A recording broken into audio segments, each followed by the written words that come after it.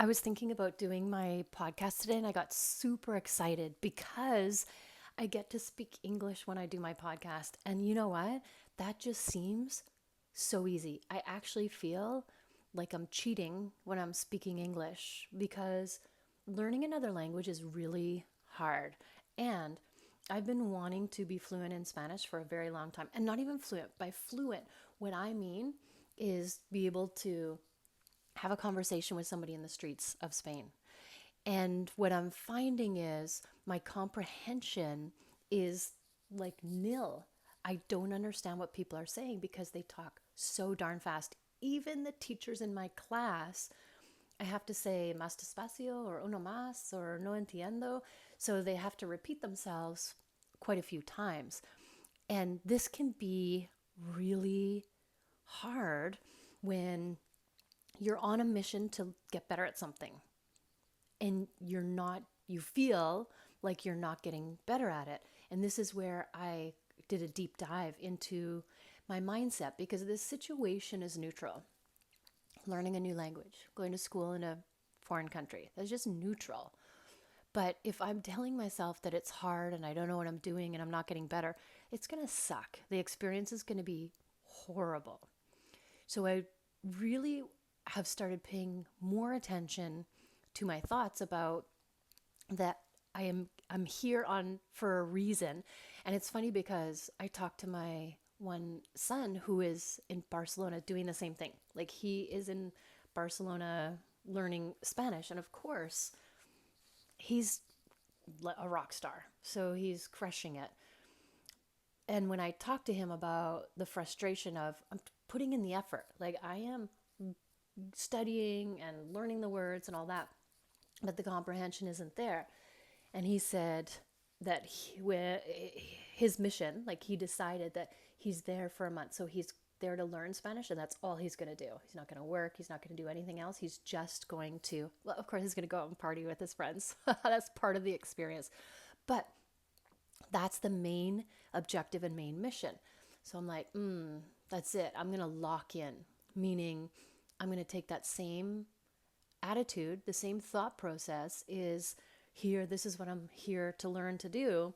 And so all my time and attention is going to be put into studying, which means watching shows in Spanish with subtitles, doing the lessons, like just watching specific lessons where they speak, there's the subtitles, and then they say it again, and then they say it in English, and then they say it without subtitles, and then they ask you questions about it, and then they do vocabulary. So from a beginner level, because they slow it all down.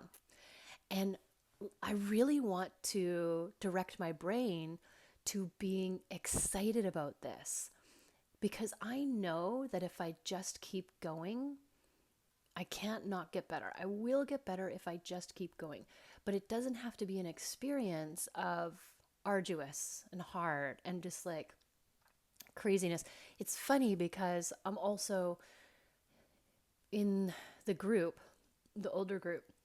And so instead of like they have a whole bunch of party events for all the young people, and then for us, they have other things to do. And I'm like the youngest of that group. But it's a weird feeling to actually be in that group because that's not how I see myself. So that's also a really interesting transition that I'm going through. And the funny part is, like, it's a wonderful group. We went and had tapas and we had great conversations and good food, and man, those guys can drink. But today, like, I'm staying in a flat where there's 5 rooms and we share the kitchen and the common area, but you have your own room with your own bathroom. And so this is my room with this, hanging out with my amiga. And so it's a small room, but I really, really like it. It's super cozy. And then today, there was this old guy that I opened the door for downstairs, held the door open for him. And then I thought that was the end of it. But then he started speaking to me in English. And then he pulls out these papers for the Spanish school. I'm like, oh, yeah, you must be in our apartment. And he's trying to figure out where to go and where his room is and stuff. And so I helped him. But he's got to be like he's old. He's got to be like, I don't know, 70, 80 years old. And so then I'm like, wow, you go, Steve. That's fantastic. Like he's here just to refresh his Spanish. He learned it a long, long time ago. But for him, I just thought, okay, imagine being that age and then trying to figure stuff out. Like, how do I find my apartment? How do I find, because it's tricky. You got to go to the school, you got to get the keys from the secret location, and then you got to find your place, because the places here are just holes in the wall. Like their addresses are on the side of the building sometimes, and then just doors with numbers, and some don't have numbers. So it's like I always call it like an escape room adventure, just trying to find your new location every time. And so the fact that he found the building, I'm like, oh, that's fantastic. But he was struggling finding his room. So he just happened to run into me, so I could help him with this. And when I see people like Steve doing this, I'm like, oh, that's so good. And then it inspires me that, like, of course I can do this, because I don't have, like, he has more hurdles in front of him just because of his age, and he's doing it. So I really have flipped my mindset around from I'm not getting better, I'm not learning, I don't understand, to being like, this is so exciting. Every day I'm going to get better and better and better. So I'm halfway through. I have done 2 weeks, and I have 2 weeks. And this last week was just lock in. So all I'm doing is going to my class. So it's like 4 hours every day I learn. And then I'm coming home and I'm studying, and then I'm walking around the city, getting some exercise and playing tennis and that kind of stuff. But it's just locked in, not here to socialize, just let's get this done. And I'm coming from a place of like, what are other ways that I can learn quicker? What are other things that I can do to comprehend more? Because for me, it's just the comprehension. And as soon as I change my mindset around it, it becomes fun.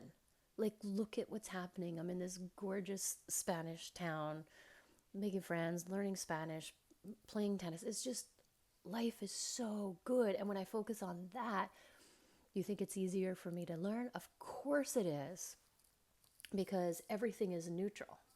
Learning Spanish is just neutral. And life in general is neutral. I know it sounds kind of sad when I say that, but it's just general. Everything is neutral. It has no meaning. It's the meaning that you give it that makes it amazing, wonderful, hard, like arduous, all those types of things. So when it comes to midlife, if you were to do an attitude check, a mindset check, what would you find? I'm just curious. What do you think you would find if you checked in on how you were thinking about your life in general? There's this one guy in the school, and so we're all in different classes, but we have breaks together and do activities together, so you get to meet these people, and he's lovely. And he's a young guy, but he's one of those really smart guys. And the reason he's so smart and awesome to talk to is because he's a curious person. He's just genuinely curious about everything. And so he asks really good questions just out of sheer curiosity. And I feel if you always lead with curiosity, you're going to be winning at life. So when you're trying to figure out what your mindset is and you want to change it, curiosity is always a good choice. 100%. You can never go wrong with that. You're going to win at life if if you are curious and always coming from a place of curiosity. Because remember, this is all just made up. If you want a really good book to read, Ellen Langer, The Mindful Body. What's her? I think it's The Mindful Body, but she is a professor, I think at Stanford, and all she studies is mindfulness. And her bottom line is, all this shit is made up. Like, it's just, nothing is real. We're making it up as we go. And it's the more you focus your mind and allow uncertainty, because if we have trouble making a decision, that means we're thinking that there's a right decision. But what she's saying is there literally is no right decision. You can't make a wrong decision because nothing is known and everything is uncertain. That's just mind-blowing, and it gives you can take your power back when you realize that we're just making it up as we go along. And the more open you are to that, the easier it is. Because what if anything was possible? Because it is. What if I could become anybody in this moment? Because I can. What if I could turn this situation into anything I want? Because I just did it. So when you look at life from this perspective, it's like, damn, anything is possible. And the only reason we don't see that is because we've never been offered that thought before, like that possibility. And also that means that our subconscious is running the show, meaning we're not thinking about where our brain is taking us or what our brain is focusing on. And most of the time, our subconscious is programmed by our upbringing, which is our parents. So we're experiencing life from their perspective and their experiences and the things they think and how they think life should be. And I want to offer up, I'm always offering up, no, what if you just got rid of all that? The only way that you can know is that you have awareness. Like, first of all, you have to be aware that that's how your brain is thinking and that you're coming from a place of how your parents thought or how your parents grew up or their experiences or your past experiences. And the only way that your past experiences can run the show is if you bring them into this moment, because everything that happened, it is in the past. So if it happened in the past, it doesn't exist anymore until what? You put your attention on it. As soon as you put your attention on it, then it exists again. And so it's almost like, if something bad happened, we bring it up again. It's like we're torturing ourselves, and it doesn't have to be that way. But I don't think we realize that we're the ones that are doing it. So everything that happened in the past, if we just let it go, imagine if you could like Men in Black it, right? Or Etch-a-Sketch it. Just shake it and start from scratch again. From a place of what's possible today. Like today I can be a new person if I wanted to. Today I'm the person who learns 10 new irregular verbs and they just stick in her brain like glue. So good. And I just ask all the questions. How do you learn? How do you remember? How do you understand what people are saying? And then I get a whole bunch of answers and then I'm like, what works for me? What answer do I like? But as soon as I changed my mind from, I get to just focus on learning a language. That's all I'm doing. That's my full-time job right now. And I get excited because I get to do all these fun things. Like I find fun shows to watch, fun exercises to do. When we're in class, I try to make up, like fun things to talk about. Because I was sitting in class thinking, oh my gosh, like this is really hard. And then I was thinking, really all we're doing is just sitting around and talking. And so you can make it really fun. Because I've been in the same class with the same people for 2 weeks. So, we know each other and we're friends and we make it fun. Because we just decided to make it fun. And even though we're in the same level, everybody's at a different level. Because there's an Italian guy who doesn't speak English, but Italian is so similar to Spanish that it's easy for him to understand these words. And then there's a young German girl, and she's very studious. So she's there and just studying. And so she's learning very quickly because she puts in the time. And then there's my buddy Julian from the Netherlands. And he's he's just under 30, so he's got that young brain and a good comprehension for languages. So he can throw out good words, but everybody, when they speak, they have their own accent. So it's like even harder to understand somebody speaking Spanish with a German accent. So it's like a whole nother level. And one of my teachers makes it so fun. He's a really energetic, athletic guy who also does MMA, and he just loves to tell stories, and he loves Real Madrid soccer, and he also loves American football. So you can just get him going talking about stories. So he makes it a lot of fun. And when I think about it from that way, I'm like, what could go wrong? Like nothing bad is going to go wrong here. I just want to change the way I'm thinking about it. So if you're experiencing anything in midlife that you don't like, like the feeling of being lost because your kids are off at university or traveling the world or something like that. Or if you realize now that you were just having this one job because it was convenient for picking kids up from school and all that kind of stuff. And now you're like, I don't need this job anymore. I'm going to get a new job. Ooh, that could feel really scary. Or it could be super exciting, like a new adventure. Or maybe now that, your kids have their own big lives, you and your partner are realize that you're disconnected. It's time for you guys to reconnect again. Or maybe it's the end of the relationship. Or maybe you want to go travel the world. Or maybe you want to learn how to travel on your own. Stay tuned, because I got big things happening for that, where we're going to go and travel and we're going to unravel who we are and then recreate exactly what we want and do it in a beautiful foreign country where we eat good food and swim in the ocean or do all the things, all the crazy fun things where we just literally live a big, huge life, because tomorrow is never guaranteed. And especially meeting Steve today, like I said, this guy is, he's old from a sense of he's not going to be doing anything quickly from the body sense. And I think the age we're at now is the time to do it, because we have the time, we have the money, we also have the physical capability to get our bodies around in a way that is just like so amazing, because we're healthy and we can just do the things. So the physicality of it is not a problem. And that's critical, because time is not guaranteed. So we want to make sure we don't know what tomorrow is bringing. So let's just crush it today.